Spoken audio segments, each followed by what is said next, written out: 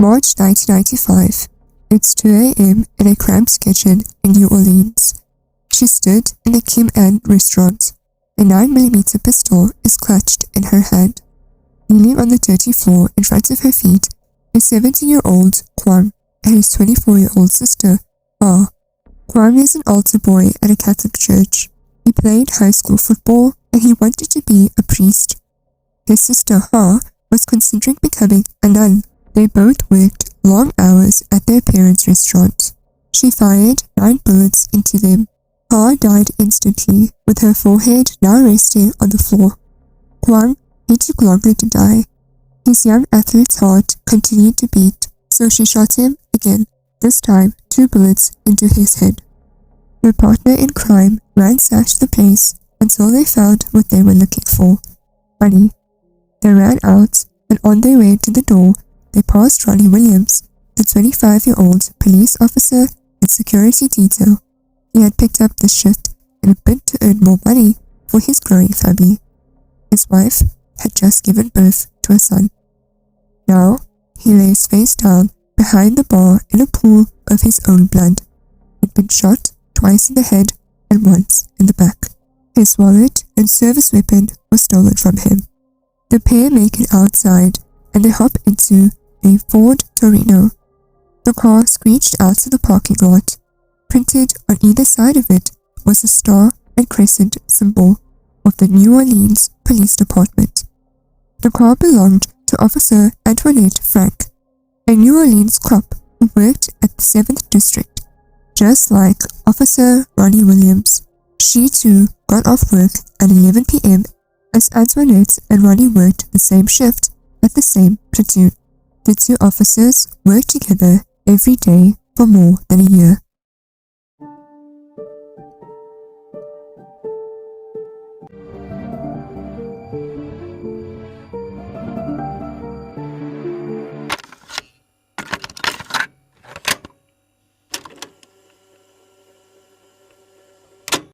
In 1995, the New Orleans Police Department was in a sad shape.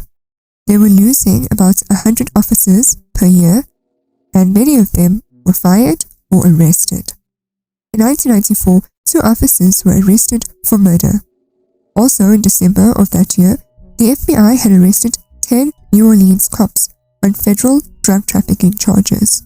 New Orleans was branded the #1 city in the nation for police brutality and corruption. By the start of 1995, things were bad, but they're about to get a whole lot worse. Antoinette Frank became a poster child for police misconduct and a symbol of a department gone bad.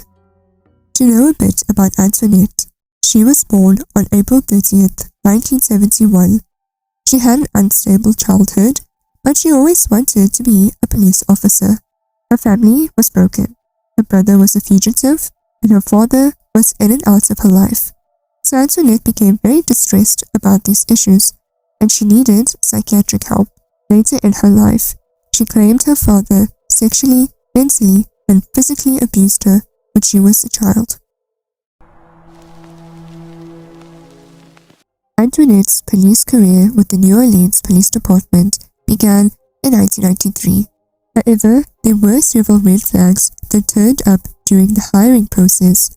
For instance, she had been caught lying on several different sections of her application. She also failed 2 standard psychiatric evaluations.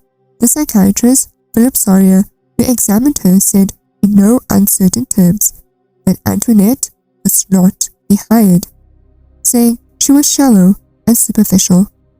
When it looked like her application was stalling, and despite her protesting the psychiatrist's evaluation, Antoinette left a suicide note and she disappeared for over a day. And just a side note, the psychiatrist said that when Antoinette came for the evaluation, she was dressed very provocatively and she was basically flirting with him the whole time. So I guess that's why he made the comment that she's shallow and superficial. Despite all of this, the New Orleans Police Department was chronically short-staffed and they were desperate to get more people on the force. So even with this shortage, the department does not hire anyone who doesn't live in New Orleans. Now, knowing all of this information, Antoinette was hired on February 7th, 1993, and she graduated from the police academy on February 28th, 1993. As a side hustle, Antoinette had been splitting security detail at the family-owned Vietnamese restaurant with Ronnie Williams for months. And during that time, the Vu family, who owned the restaurant, grew close to Antoinette and Ronnie. They treated her like she was family. Anything she wanted, they gave her. Antoinette knew that the Vu family distrusted banks. She also knew where they kept their money. The night of the murders, March 4th, 1995, Antoinette had spoke with another Vu family member. It was 23-year-old Chow. She asked her about picking up more shifts at their security. Chow told her, "I'm sorry, but I can't give you more shifts because I've already given them to Ronnie Williams." That same night, it was payday, so the employees would get their salary, and Antoinette knew that. Later that morning, during the murders and robbery, Chow and her 18-year-old brother, Kwok, ran and hid in the restaurant's walk-in cooler. Chow slammed the door and Kwok turned off the lights. The two of them huddled together in the cold darkness. Through the glass doors at the front of the cooler, the pair caught a glimpse of Antoinette and Rogers as they rummaged for cash. They heard shouting, crying, gunshots, and then silence. When they were sure the pair had left, Chow called 911. In the meantime, Antoinette knew that Chow was there and could be a possible witness, but in their haste, she did not see her or look for her. After dropping Rogers at his apartment, Antoinette raced back to the restaurant in her patrol car.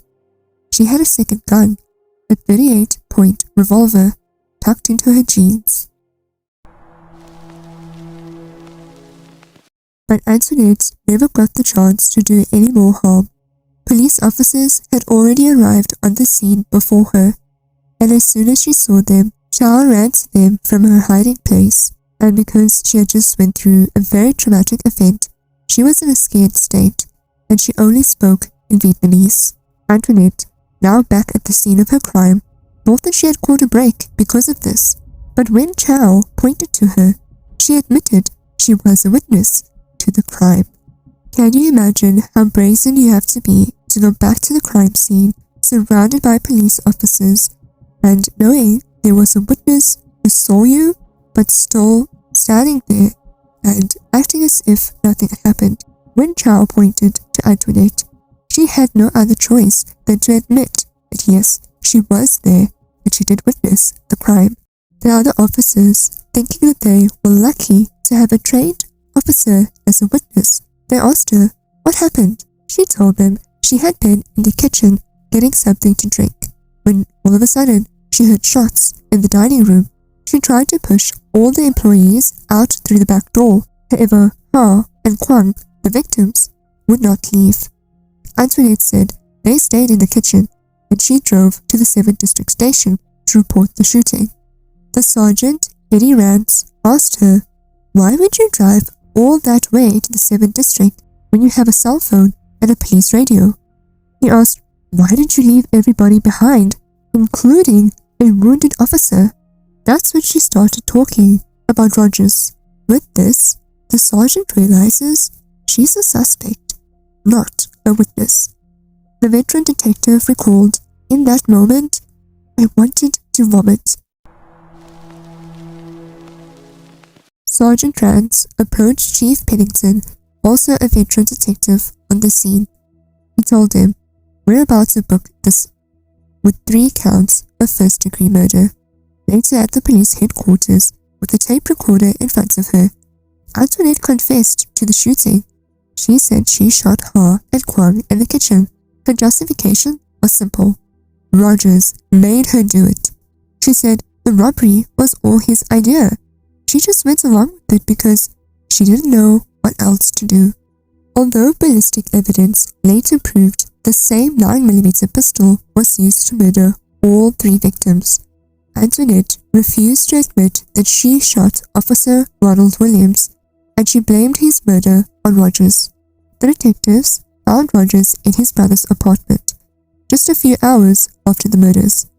It was determined that 45 minutes after Rogers had left the restaurant, he used Officer Williams' credit card to buy $15 worth of gas at a station just 3 blocks away. After his arrest, Rogers admitted he went into the restaurant with a gun, but he denied that he shot anyone. He said Antoinette killed all 3 people, and he just so happened to be there. For detectives, the motive was robbery.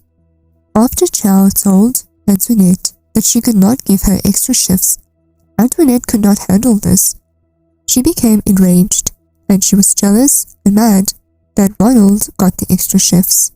So although they are uncertain if the plan involved murdering everyone or if it just happened that way during the robbery, but they were murdered, and they believe that it was all Antoinette's idea. On November 25th, 1994, Antoinette handled a shooting incident in which Rogers Lacaze, a known drug dealer, was one of the suspects. Rogers and his friend Miller were both shot during a drug deal gone bad, in which Miller later died. Over the next few weeks, Antoinette, the 24-year-old police officer, visited 18-year-old Rogers in the hospital. At first, it was mainly to question him and to get some more information, but then she started buying him things. She bought him a cell phone, expensive clothes. She even rented him a new Cadillac. Rogers drove Antoinette's police car while she was working. He went on police calls with her. A month before the murders at the restaurant, Rogers jumped out of her patrol car with a 9mm pistol, and he threatened to kill a man that he had gotten in an argument with. The week before the murders, Antoinette had reported her Beretta 9mm pistol stolen. On the afternoon, the day before the murders, a couple of hours into her 3 p.m. to 11 p.m. shift, Antoinette and Rogers went to Walmart together to buy 9mm bullets. Rogers went on trial in July 1995. He testified in his own defense. It was a bad move. Against his attorney's advice, Rogers, a high school dropout with an IQ later measured in the low 70s, pitted himself against the lead prosecutor, Glenn Woods. Rogers was severely outmatched. In the end, he was reduced to blubbering on the stand and begging the jury to spare his life. He said, "I did not pull no trigger and kill them people. I don't even know them." The jury convicted Rogers of murder and recommended he be put to death. Antoinette went on trial 2 months later. The jury took 40 minutes to convict her of 3 counts of first-degree murder. She too was given the death penalty. The judge, Frank Bruno, sentenced Antoinette to death by lethal injection. Something to add to this case. A month after her sentencing, a dog found remains of a human skeleton buried beneath Antoinette's house, the same house that she had once shared with her father. Antoinette reported that her father was missing a year and a half before the restaurant murders. There was a bullet in the skull. A decade after this case, much has changed. Under Chief Richard Pennington, the police department had completely revamped its hiring process, and it weeded out bad officers.